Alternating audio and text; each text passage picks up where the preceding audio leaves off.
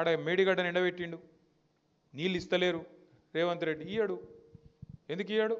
ఎందుకంటే ఆయన బాస్ కింద ఉన్నాడు చంద్రబాబు నాయుడు. నువ్వు కడితే బరాబర్ మర్యాద ఉండదు రాబాయ్ అంటే కిందికి నీళ్ళు పోవన్నాయి. మరి ఇయ్యడు. ఆయన ఆడిచ్చినట్టు ఈయన పాపం ఈయన దేవుని ఈయన కోవట్టు చిన్న మనిషిన.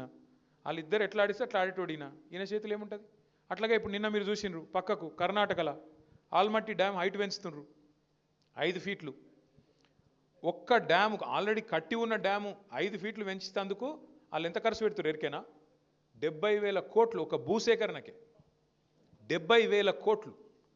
అదే కేసీఆర్ గారు 40 లక్షల ఎకరాలకు నీళ్ళు ఇచ్చే ప్రాజెక్టు దాని మీద 93,000 కోట్లు ఖర్చు పెడితే తిన్నాడు 1,00,000 కోట్లు తిన్నాడు 1,00,000 కోట్లు తిన్నాడు వేసుకపోయింది ఇంట్లోకు.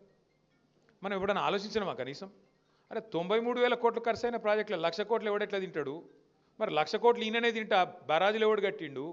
ఆ పంప్ హౌజులు ఎట్లా కట్టిర్రు? ఆ సొరంగ మార్గాలు ఎట్లా కట్టిర్రు? మరి ఆ మొత్తం కాలువలు ఎట్లా కట్టిండ్రు? గన్ని రిజర్వాయర్లు ఎట్లా వచ్చినాయి? గిన్ని నీళ్ళు ఎట్లా వస్తున్నాయి? ఇలా భూమికి బరువు అయ్యేంత పంట ఎడికెళ్ళి వండుతున్నది అని ఎప్పుడైనా కూర్చొని ఆలోచించినవా? ఇక తిన్నాడట అంటే తిన్నాడు తినే ఉంటాడు. ఇదిగో పులంటే అదిగొత్తో ఒక అడిగినోడు లేడు, చూసినోడు లేదు.